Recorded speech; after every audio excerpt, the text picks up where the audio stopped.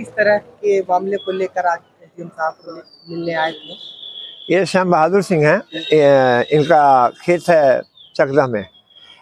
एक महिला ने इनका खेत फर्जी वसीयत करवाया इनके पिताजी के नाम से, उसको इन्होंने ख़त्म कराया और महिला से हिंदुआ वाहिनी के नेताओं ने और नौतनवा तहसील के ही वकील साहब ने बैनामा ले लिया 1.5 एकड़। वो मुकदमा यहाँ से एटीए लेकर के चले गए फरिंदा। फरिंदा से इनके पक्ष में फैसला हुआ और वो बैनामा भी मंसूब हो गया।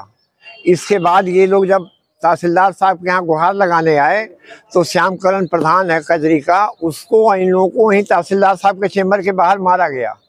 और कल मैंने कप्तान साहब से बात की तो अभी को बुलाया गया है थाने पे उसको।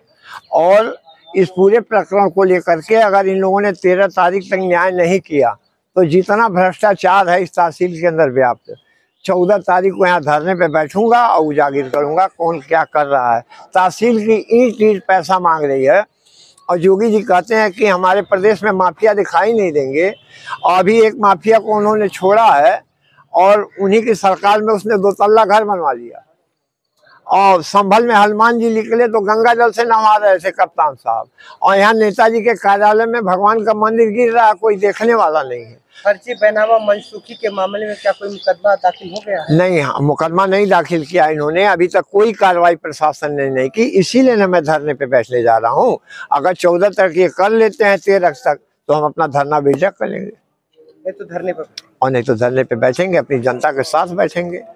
भाई साहब का क्या आश्वासन मिला? एसडीएम साहब ने कहा अभी फाइल आपके सामने वो चेक कर रहे थे, फाइल चेक कर रहे हैं पूरी, और उन्होंने कहा कि ठीक है साहब हम इसमें न्याय करेंगे।